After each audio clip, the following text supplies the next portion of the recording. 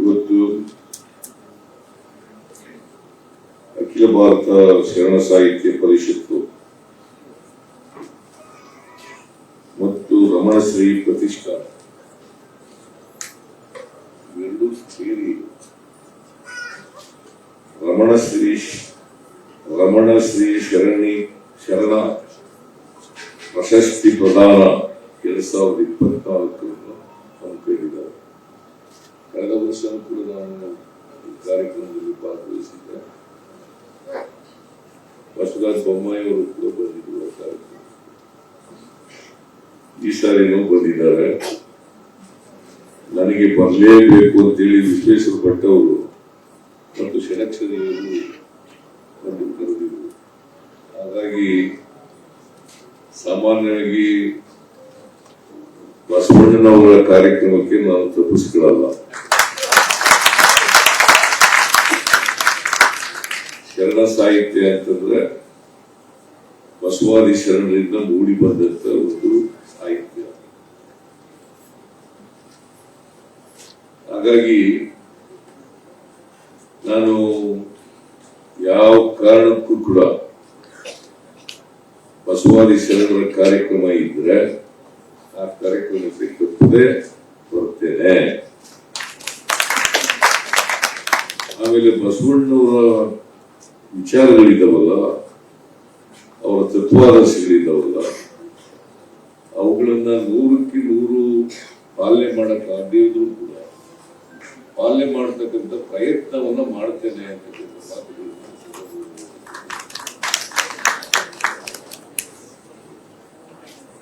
ಇವತ್ತು ರಮಣಶ್ರೀ ಶರಣ ಪ್ರಶಸ್ತಿ ಪ್ರದಾನ ನಡೆದಿದೆ. ಈ ಪ್ರಶಸ್ತಿ ಪುರಸ್ಕೃತರಿಗೆ, ಎಲ್ಲ ಪ್ರಶಸ್ತಿ ಪುರಸ್ಕೃತರಿಗೆ ಕಿರಿಯರು ಮತ್ತು ಹಿರಿಯರು 2 ಭಾಗ ಮಾಡಿದ್ದೀವಿ.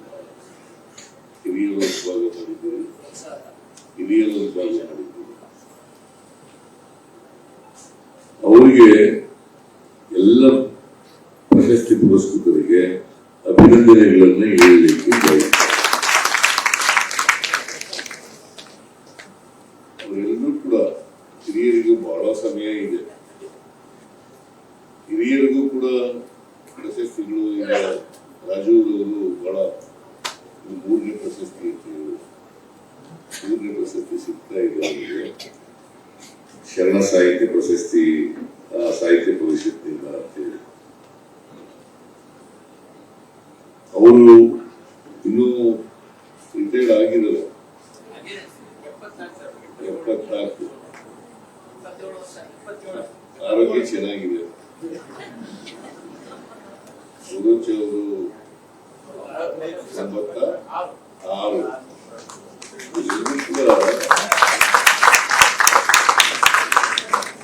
3 ವರ್ಷದಲ್ಲಿ ಬಾಳೋರು. ಸುರುಚಿ ಅವರಂತೂ ಮಹಾತ್ಮ ಗಾಂಧೀಜಿಯವರು ಒಮ್ಮೆ ಏನಂತ ಹೇಳಿರ್ತಕ್ಕಂಥ ಅಭಿಮಾನಿಗೆ ಒಂದು ಪತ್ರ ಬರೆದಿದ್ರು. ಮಹಾತ್ಮ ಗಾಂಧೀಜಿಯವರು, ನೀವು 100 ವರ್ಷ ಬಾಳಿ ಅಂತ ಅವರ ಅಭಿಮಾನಿಗಳು ಒಂದು ಪತ್ರ ಬರೆದ್ರು. ಅದಕ್ಕೆ ಉತ್ತರ ಏನ್ ಕೊಟ್ಟರು ಅಂತಂದ್ರೆ ಮಹಾತ್ಮ ಗಾಂಧೀಜಿಯವರು, ಕಡಿಮೆ ಬರ್ಬಿಟ್ಟಿಗೆ ನನಗೆ, ನಾನು 125 ವರ್ಷ ಮಾಡಬೇಕು ಅಂತ ಮಹಾತ್ಮ ಗಾಂಧೀಜಿಯವರು ಅವರ ಅಭಿಮಾನಿಗೆ ಉತ್ತರ ಬರೆದರು. ಹಾಗಾಗಿ ಗುರುಚವರಾಗ್ಲಿ ರಾಜೂರವರಾಗ್ಲಿ ಇವರೆಲ್ಲರೂ ಕೂಡ 100 ವರ್ಷಗಳಿಗಿಂತ ಹೆಚ್ಚು ಕಾಲ ಬದುಕಲಿ ಅಂತೇಳಿ ನಾನು ಹಾರೈಸ್ತೇನೆ. 100 ವರ್ಷ ಕಷ್ಟ. ನಮಗೆ ಈ ಶುಗರ್ ಸಮಸ್ಯೆ ಇದೆ. ರಾಜಕಾರಣಿಗಳಿಗೆ ಕಟ್ಟುನಿಟ್ಟಾಗಿ ಜೀವನ ಮಾಡಕ್ಕಾಗಲ್ಲ. ಬಸವರಾಜ ಬೊಮ್ಮಾಯಿ ಕೂಡ ಅದೇ ಸಮಸ್ಯೆ.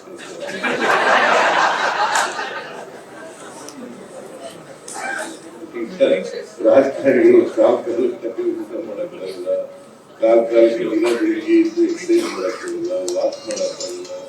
ಇವೆಲ್ಲ ಸಮಸ್ಯೆಗಳು ಇರ್ತವೆ. ಅದರಿಂದ ನಾವು 100 ವರ್ಷ ಬದುಕ್ತೀವಿ ಅಂತ ಹೇಳಕ್ಕಾಗಲ್ಲ. ಬದುಕಿದ್ರೆ ಬದುಕಬೇಕು ಅನ್ನೋ ಆಸೆ ಇದೆ.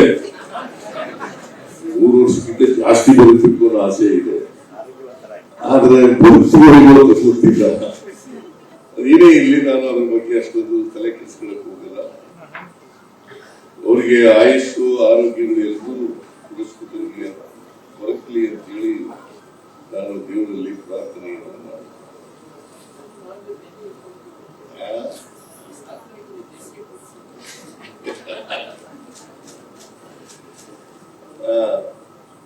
ಇದುವೇ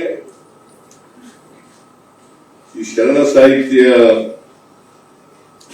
ಪರಿಷತ್ನವರು ಮತ್ತು ರಮಣ ಶ್ರೀ ಪರಿಷತ್ನವರು ಇಬ್ಬರು ಸೇರಿ ಪ್ರತಿ ವರ್ಷ ಪ್ರಶಸ್ತಿಗಳನ್ನ ಕೊಡ್ತಾ ಬಂದಿದ್ದಾರೆ. ಯಾರು ಶರಣ ಸಾಹಿತ್ಯ ಕ್ಷೇತ್ರದಲ್ಲಿ ಹೆಚ್ಚು ಕೆಲಸ ಮಾಡ್ತಾರೆ, ಪ್ರಾರಂಭ ಮಾಡಿದರೆ ಸಾಹಿತ್ಯ ಕೆಲಸ ಮಾಡ್ತಾರೆ, ಅವರನ್ನ ಪ್ರೋತ್ಸಾಹಿಸ್ತಕ್ಕಂಥದ್ದು ಬಹಳ ಉತ್ತಮವಾದ ಕೆಲಸ. ಬಸವಾದಿ ಶರಣರ ವಿಚಾರಗಳಿದ್ದಾವಲ್ಲ, ಈ ಜಗತ್ತಿಗೆ ತಲುಪಬೇಕು. ಬರೀ ನಮಗಷ್ಟಕ್ಕೆ ಸೀಮಿತವಾಗಿ ತಲುಪುವುದು ಸಾಲದಿಲ್ಲ, ಇಡೀ ಜಗತ್ತಿಗೆ ತಲುಪಬೇಕು. ಮತ್ತೆ ಬಸವಾದಿ ಶರಣರು ವಿಚಾರಗಳಿದ್ದಾವಲ್ಲ, ಅದನ್ನ ಜೀವನದಲ್ಲಿ ಅಳವಡಿಸ್ಕೊಳ್ತಕ್ಕಂಥ ಪ್ರಯತ್ನವನ್ನ ನಾವು ಮಾಡಿದಾಗ ಮಾತ್ರ ಬಸವಾದಿ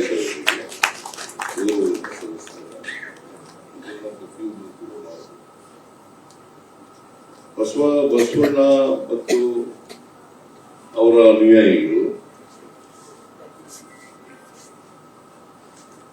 ಅವರ ಕೊಡುಗೆ ಇದೆಯಲ್ಲ ನಮ್ಮ ಸಮಾಜಕ್ಕೆ ಅಪಾರವಾದಂತ ಕೊಡುಗೆ ಕೊಟ್ಟಿದ್ದಾರೆ. ಅಪಾರವಾದಂತ ಕೊಡುಗೆ. ಯಾಕಂದ್ರೆ ನಮ್ಮ ಸಮಾಜದಲ್ಲಿ ಹೇಳಿ ಕೇಳಿ ಜಾತಿ ವ್ಯವಸ್ಥೆ ಇದೆ. ಆ ಜಾತಿ ವ್ಯವಸ್ಥೆಯಿಂದ ಲಕ್ಷಾಂತರ ಜನ ಅಕ್ಷರ ಸಂಸ್ಕೃತಿಯಿಂದ ವಂಚಿತರ. ಅಕ್ಷರ ಸಂಸ್ಕೃತಿಯಿಂದ ವಂಚಿತರ. ಬಹುಶಃ ಅಕ್ಷರ ಸಂಸ್ಕೃತಿ ಎಲ್ಲರಿಗೂ ದೊರಕಿದ್ರೆ ಇಷ್ಟೊಂದು ಅಸಮಾನತೆಯನ್ನ ಕಾಣಲಿಕ್ಕೆ ಸಾಧ್ಯ ಆಗ್ತಾ ಇದೆ. ಅದಕ್ಕೆ ಬಾಬಾ ಸಾಹೇಬ್ ಅಂಬೇಡ್ಕರ್ ಅವರು ಕಾನ್ಸ್ಟಿಟ್ಯೂಂಟ್ ಅಸೆಂಬ್ಲಿನಲ್ಲಿ ಭಾಷಣ ಮಾಡ್ತಾ ಹೇಳ್ತಾರೆ, ನಾವು ಜನವರಿ 26, 1950 ಇಸ್ವಿ ನಮ್ಮ ಸಂವಿಧಾನ ಜಾರಿಗೆ ಬರ್ತದೆ. ಆ ಜಾರಿಗೆ ಬಂದಾಗ ನಾವು ವೈರುಧ್ಯತೆ ಇರ್ತಕ್ಕಂಥ ಸಮಾಜಕ್ಕೆ ಕಾಲಿಸ್ತಾರೆ. ಆರ್ಥಿಕ ಅಸಮಾನತೆ ಇದೆ, ಸಾಮಾಜಿಕ ಅಸಮಾನತೆ. ನಮಗೆ ರಾಜಕೀಯ ಸಮಾನತೆ ಸಿಕ್ಕಿದೆ ಸ್ವಾತಂತ್ರ್ಯ ಬಂದ ಮೇಲೆ. ಎಲ್ರಿಗೂ ವೋಟ್ ಹಾಕ್ತಕ್ಕಂಥ ಅಧಿಕಾರ ಸಿಕ್ಕಿದೆ, ಅವಕಾಶ ಸಿಕ್ಕಿದೆ. ಪ್ರೆಸಿಡೆಂಟ್ ಆಫ್ ಇಂಡಿಯಾಕ್ಕೂ ಒಂದೇ ಓಟು, ಇಲ್ಲಿ ಚಮಾರನಿಗೂ ಕೂಡ ಒಂದೇ ಓಟು. ಹಾಗಾಗಿ ನಮ್ಗೆ ಆರ್ಥಿಕ ರಾಜಕೀಯ ಸಮಾನತೆ ಸಿಕ್ಕಿದೆ, ರಾಜಕೀಯ ಪ್ರಜಾಪ್ರಭುತ್ವ ಸಿಕ್ಕಿದೆ. ಆದರೆ ಆರ್ಥಿಕ ಪ್ರಜಾಪ್ರಭುತ್ವ ಮತ್ತು ಸಾಮಾಜಿಕ ಪ್ರಜಾಪ್ರಭುತ್ವ ಸಿಕ್ಕಿಲ್ಲ. ಇದನ್ನ ಬಸವಾದಿ ಶರಣರು 850 ವರ್ಷಗಳ ಹಿಂದೆನೇ ಹೇಳಿದ್ರು. ಬಾಬಾ ಸಾಹೇಬ್ ಅಂಬೇಡ್ಕರ್ ಅವರು 1949 ನವೆಂಬರ್ 25ನೇ ತಾರೀಕು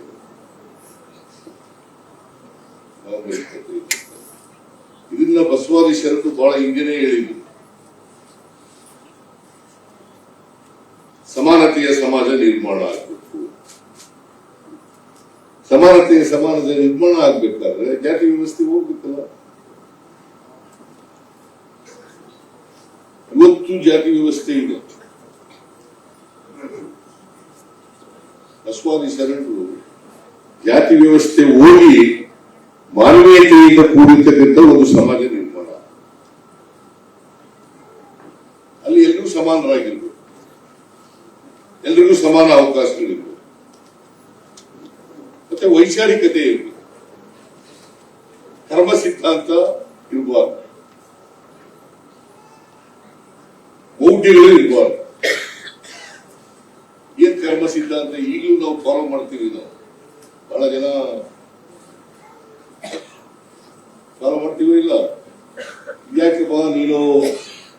ಮನೆಗಿಲ್ಲ, ವಿದ್ಯೆ ಇಲ್ಲ, ನಿಮಗೆ ಬಟ್ಟೆ ಇಲ್ಲ ಅಂತಂದ್ರೆ ನಮ್ಮ ಪೂರ್ವಜರ ಹಿಂದೆ ಮಾಡುವಂತ ಕರ್ಮ 250 ವರ್ಷಗಳ ಹಿಂದೆ ಕರ್ಮ ಸಿದ್ಧಾಂತವನ್ನು ರಿಜೆಕ್ಟ್ ಮಾಡ್ಬಿಟ್ಟಿದೆ. ಕರ್ಮ ಸಿದ್ಧಾಂತ ಅಂತ ಇರ್ಲಿಕ್ಕೆ ಸಾಧ್ಯನೇ ಇಲ್ಲ. ಆಮೇಲೆ ಇನ್ನೊಂದು ಹೇಳ್ತೀವಿ ನಾವು, ಯಾಕಪ್ಪ ಹಿಂಗ ಇದೆಯಾ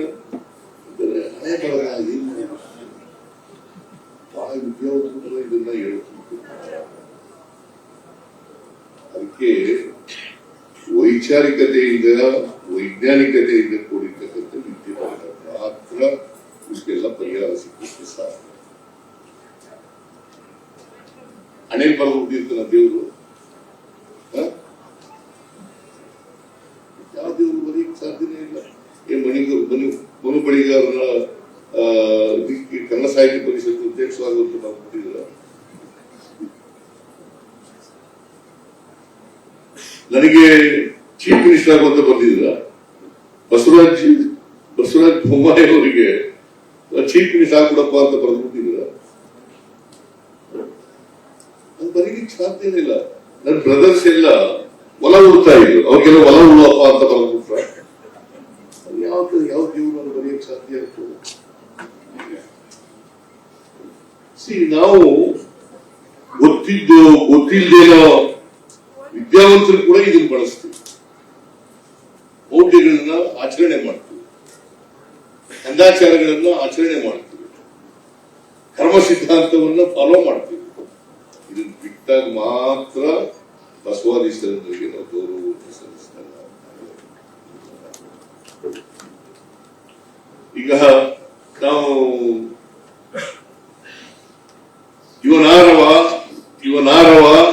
ಇವನಾರವ ಎಂದೆನಿಸಿದೀಯ, ಇವ ನಮ್ಮವ ಎಂದೆನಿಸಯ್ಯ, ನಿನ್ನ ಮನೆಯ ಮಗ ನಿಂದೆನಿಸಯ್ಯ, ಕೂಡಲ ಸಂಗಮ ದೇವ ಅಂತ ಬಸವಾದೀಶರಿಗೆ ಅದು ಹೇಳಲೇ ಇರ್ತೀವಿ. ವಚನ ಹೇಳತ್ಲೇ ಇರ್ತೀವಿ. ಬಸವಣ್ಣವರು ಹೇಳಿದ್ರು ಅಂತ ಅದಕ್ಕೋಸ್ಕರ ವಚನ ಹೇಳ್ತಾ ಇದ್ದಾರೆ. ವಚನ ಹೇಳ್ಬಿಟ್ಟು ಆಮೇಲೆ ನೀವು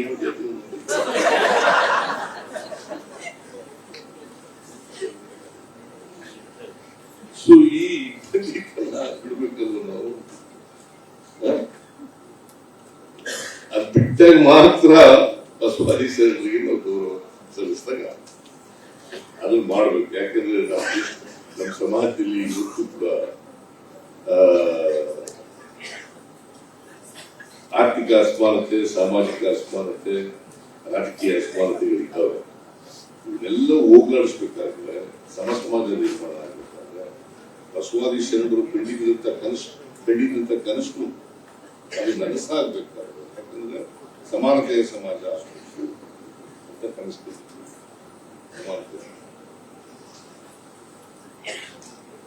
ಅದಕ್ಕೆ ಬಸವಣ್ಣವರು ಒಬ್ಬರು ಸಾಂಸ್ಕೃತಿಕ ನಾಯಕ ಆಗಬೇಕು ಅಂತೇಳಿ ನಾನು ತೀರ್ಮಾನ ಮಾಡುತ್ತೆ. ಎಲ್ಲ ಸರ್ಕಾರಿ ಕಚೇರಿಗಳಲ್ಲಿ ಬಸವಣ್ಣವರ ಫೋಟೋಗಳಿರಬೇಕು ಅಂತೇಳಿ ತೀರ್ಮಾನ.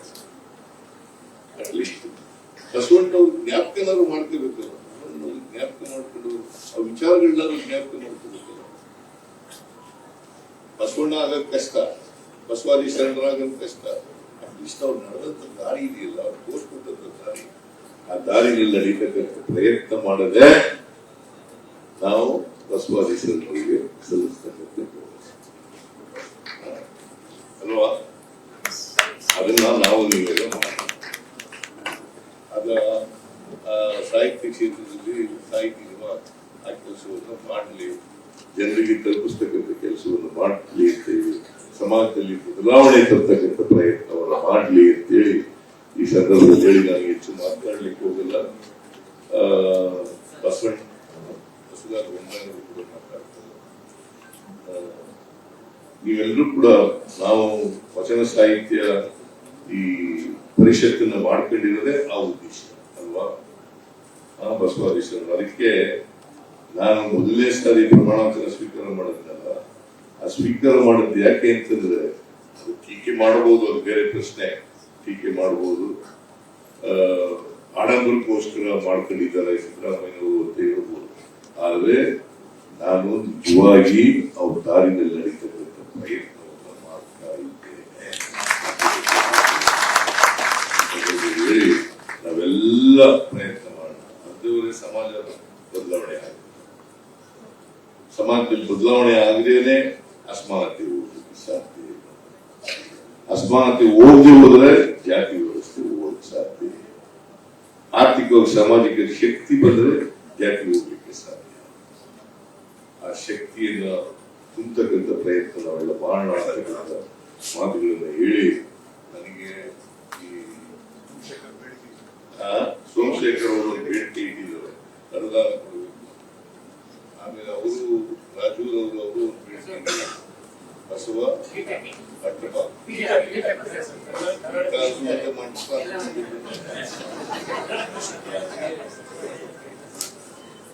ಅವರು ಇಟ್ಟಿದ್ದಾರೆ. ನಾನು ಮುಂದಿನ ಬಜೆಟ್ ಮಂಡಿಸುವಾಗ ಅವೆರಡನ್ನೂ ಕೂಡ ಪರಿಗಣಿಸ್ತೇನೆ.